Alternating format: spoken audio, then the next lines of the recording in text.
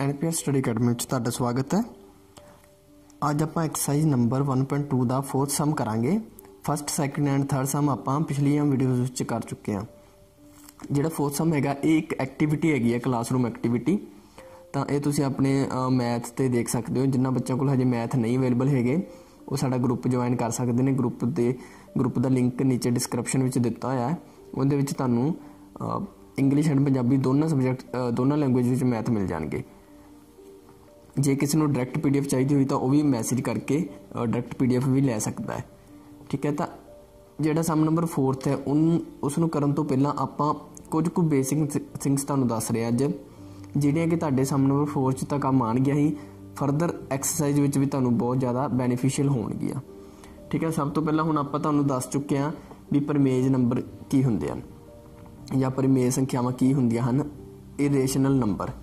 ठीक है, तो लाइक जिवें √2 √3 जिन्होंने पंजाबी च वर्गमूल कह देंगे, वर्गमूल 3 वर्गमूल 2 वर्गमूल 4। तो ये सारियां की हुंदियां ने परमेज संख्यावां, अपरमेज संख्यावां। ठीक है जी, इरेशनल नंबर। तो हुण मैं इत्थे एक गल तुहानूं दसदा कि जदों भी आपां सिंपल नंबर का वर्ग करते हैं, वर्ग का मतलब हुंदा पावर 2, इंग्लिश नूं कहंदे आ स्केयर। जिवें भी आपां 2 का स्केयर करते हैं तो उनकी आउटपुट की आती है 2 × 2, तो की बन जाता है 4। ठीक है, मान लो आप 3 का स्केयर करते हैं तो उनकी की आउटपुट आएगी 3 × 3 = 9। ठीक है, तो स्केयर का मतलब की हो जाता है भी वो नंबर आपदे आप नाल मल्टीप्लाई गुणा हो जाता है। ठीक है, पर जे आपां अपरमेय संख्या √2 √3 और √4 लाइक इन्हां संख्यावां का वर्ग करिए या स्क्वेयर करिए तो की आएगा। तो आप देख लें, मान लो आप √2 का पावर 2 लिखी है। ठीक है, इनका स्केयर किया वा तो देखो √2 की पावर 2। तो एक तुसीं गल इत्थे चंगी तरह समझ लेनी है कि पावर 2 दे नाल स्केयर कट्टिया जांदा हुंदा तो सिर्फ की रह जाएगा 2। ठीक है, ये चीज़ तुसीं समझ लेनी है। इत्थे ये तुहाडे सारी मैथ दे विच काम आएगी कि √ दे नाल पावर 2 है जिहड़ी वो कट हो जाती है। पावर 3 नहीं, जे 3 होएगी तो वो कट नहीं होएगी, पावर 2 ही कट होएगी। ठीक है, जे मान लो आप √3 का पावर 2 करते हैं पावर 2। ठीक है, तो ये भी की है √3 की पावर 2 कट हो जाएगी तो की रह जाऊगा कला। हुण तुसीं डिफरेंस देखिया भी जे आपां 2 सिंपल 2 या 2 का स्केयर करते हैं उनका वर्ग करते हैं पावर 2 करते हैं तो वो 2 दूनी 4 हो जाता। पर जे आपां √ वाली रकम का स्क्वेयर करते हैं पावर 2 करते हैं तो वो रकम के उपरों √ कट्टिया जाता है। ठीक है, ये डिफरेंस तुसीं देख लिया वा। हुण एक चीज़ इत्थे तुहानूं होर दसनी है जो आपां पिछले सम विच भी यूज़ की सी, लंब, जिन्होंने इंग्लिश विच की कहंदे ने परपेंडिकुलर। ठीक है जी,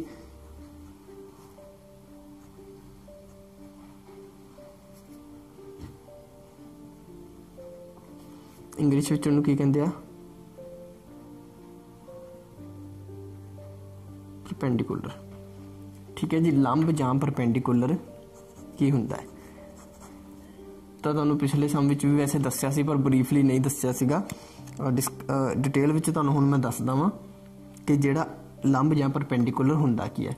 तो आ देख अपने कोल एक D है। ठीक है जी, D तुसीं सारिआं ने तुहानूं पता ही होएगा जो बच्चे मैथ करते हैं। मान लो आप इहदे नाल एक लाइन लगाने आ सीधी। ठीक है जी, तुसीं किसी साइड भी लाइन लगा सकते हो। मान लो इनू आप नेम देता A and B।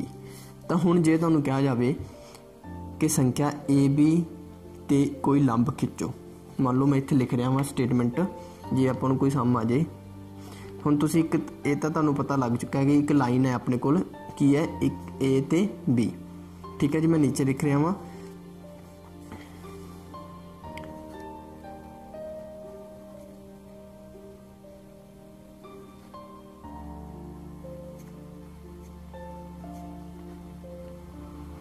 A B खिंचो। ठीक है जी, हुण आपां देखो लाइन तो खिंचती है A B। ठीक है जी, हुण उस तो बाद आपां नूं कहा जाए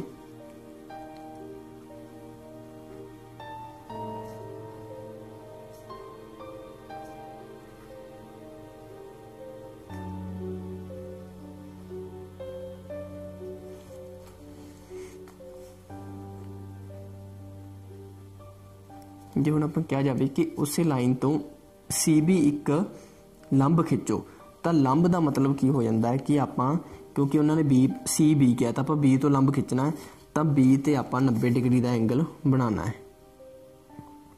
ठीक है जी, आ रहा 90 डिग्री का, तो मतलब की है इनू तुसी किसी भी लेंथ का बना सकते हो।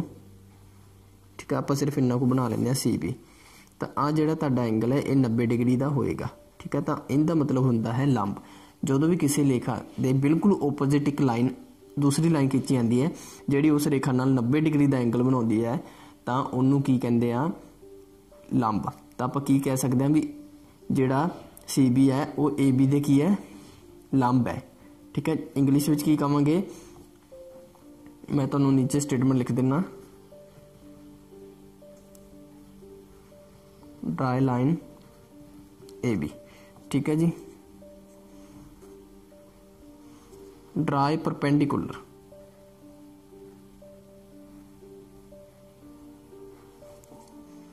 CB to AB। तो इत्थे देखो इन्होंने की किया वा, आपां हुण की कीता वा, आपां पहले ड्राई लाइन AB एक लाइन AB ड्रा की है, उस तो बाद आपां नूं की किया गया सी ड्राई परपेंडिकुलर CB, एक CB परपेंडिकुलर लाइन है उन्होंने ड्रा करो टू AB। ठीक है, तो आपां इत्थे CB तो परपेंडिकुलर AB एक ड्रा कर ली।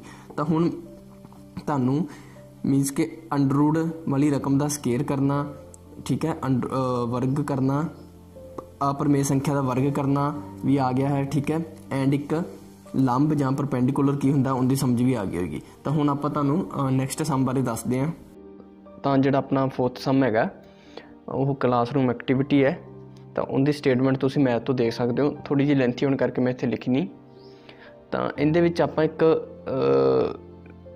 गोल शेप की डायग्राम बनावांगे जिंदे विच √2 तो लैके √3 √4 √5 √6 इदा सो हुण आपां उन्हां दी लेंथ यानी कि उन्होंने ड्रॉ कर सकते हैं। तो किद्दां कर सकते हैं, वही पाइथागोरस थ्योरम वाला जिहड़ा कंसैप्ट है वो यूज़ होएगा इत्थे। सब तो पहले तुसी एक बेस लेना है 1 सेंटीमीटर।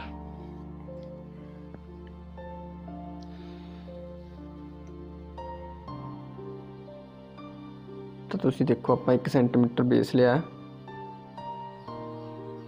ठीक है जी, सब तो पहले आपां लिख सकते हैं भी आपां एक बिंदु O लेना है। ठीक है, तो उस तो बाद आपां एक लाइन बनानी है O तो P 1 सेंटीमीटर लंबी। ठीक है जी, उस तो बाद आपां की कहना है जिहड़ी जिवें जिवें आपां ड्रॉ भी कर रहे हैं इवें इस तरह आपां स्टैप लिखने भी ने। तो तुसी नाल नाल समझी जाओ, स्टैप राइट डाउन करके मैं तुहानूं बाद विच दोबारा दिखा दूँगा, तो तुसी भी समझ रहे हो, तुसी आपदी लैंगुएज विच भी उहनूं लिख सकते हो। हुण आपां की आ OP एक लाइन ड्रॉ कर लैनी है 1 सेंटीमीटर। उस तो बाद आपां OP पॉइंट P ते एक परपेंडिकुलर ड्रॉ करना है। ठीक है जी, तो परपेंडिकुलर तुसी D की सहायता नाल ड्रॉ कर सकते हो।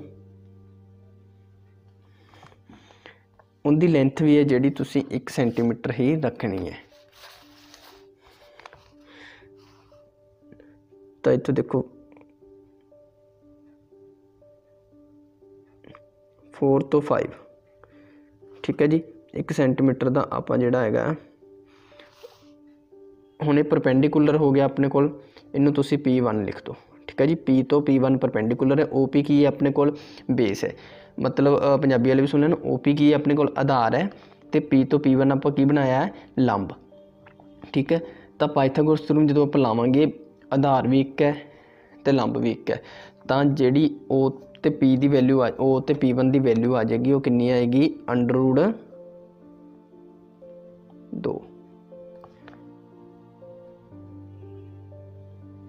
ठीक है जी, तो OP की वैल्यू कितनी आ जाएगी √2। तो ये पाइथागोरस थ्योरम के अकॉर्डिंग तुसीं इनकी वैल्यू फुल करके देख सकते हो, क्योंकि OP की अपने कोल करन है हाईपोटेनस है। हाईपोटेनस की वैल्यू तुहानूं कढनी दसी हुई है। जे मैं फिर भी इत्थे एक बारी स्टैप नोट डाउन कर देना, तुसीं ध्यान नाल देख लिओ। जे आपां OP की वैल्यू कढनी भी होए, OP स्केयर की वैल्यू किद्दां आएगी equal to P1 plus OP दी स्केयर। ठीक है जी, OP है तो मतलब जो आप वैल्यू पुट करते हैं OP दी स्केयर P1 ठीक है जी, क्योंकि ये करण है, करण की स्केयर काहदे बराबर होंदा, आधार की स्केयर ते लंब की स्केयर ते। ठीक है, तो दोनों की वैल्यू एक है, एक का स्केयर करांगे एक ही आ जाऊगा, तो OP1 की वैल्यू इक्वल टू 2। तो OP की वैल्यू कितनी आ गई है, √2। तो इत्थे प्रूफ होया, पर यह प्रूफ करने की अपनी लोड़ नहीं है, आप सिर्फ एक डायग्राम बनानी है तो उनकी थ्योरी लिखनी है भी आप किद्दां किद्दां बना रहे हैं। ये सिर्फ तुहाडे अंडरस्टैंडिंग वास्ते मैं ये कीता। हुण आपां की है, हुण देखो तुसीं, हुण आपां आधार किहनूं मनना है, O ते P नूं, P1 नूं। ठीक है जी, OP1 नूं आपां आधार मन्नांगे, इनू आधार मन के आपां एक 90 डिग्री का फिर इहदे उपर, हुण आपां इहदे उपर 90 डिग्री का लंब बनावांगे। तुसीं निशानी ला ली है। ठीक है जी, 90 डिग्री की इहदी लेंथ भी आपां 1 सेंटीमीटर ही रखनी है। ये तुसीं गल याद रखनी है कि सारिਆਂ ਦੀ लेंथ आपां 1 सेंटीमीटर ही रखनी है। देखो 5 तो शुरू हो रहा है, 4। ठीक है, तो इनू तुसीं P2 का नाम दे दो। हुण देखो आपां इत्थों परपेंडिकुलर बनाया है। ठीक है जी, तो हुण अपना लंब किहड़ा वा, P ते P2, ये की है लंब बनाया गया अपने लो। तो OP अपन O ते P1 अपना की बन गया, एक आधार हाईपोटेन बेस। तो हुण P2 ते O नूं जदों आपां मिलावांगे तो आ जिहड़ी अपनी वैल्यू आई आ, ये आई है √3 दी। ठीक है, इस स्टैप नूं आपां हुण रिपीट करना है। आपां जिहड़ा हुण अपना नवां जिहड़ा आधार है वो O ते P2 नूं मान के चलना है। ठीक है जी, इस तरह ही तुसीं इहदे उत्ते D रखनी है तो 90 डिग्री का साइन ला के 1 सेंटीमीटर लंबी फिर एक रेखा खिंच देनी है।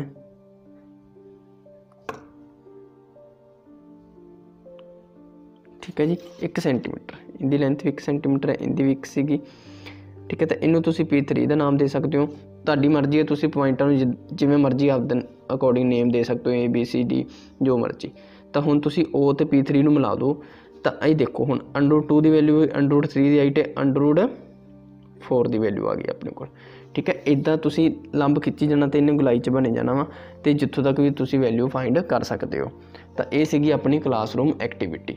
ठीक है, इनू तुसीं आपदी लैंगुएज विच भी लिख सकते हो भी असीं पहलां OP एक रेखा खिंची 1 सेंटीमीटर लंबी, फिर P ते असीं एक लंब खिंचिया जिस दी लंबाई भी 1 सेंटीमीटर सी। ठीक है, आपदी ईजी तो ईजी लैंगुएज विच तुसीं उहनूं वरत सकते हो।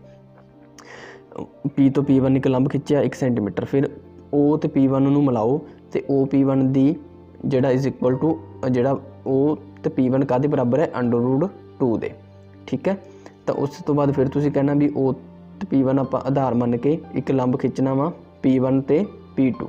ठीक है जी, तो उस तो बाद P2 ते O नूं मिलाउण ते सानूं की प्राप्त हुंदा, √3 की वैल्यू।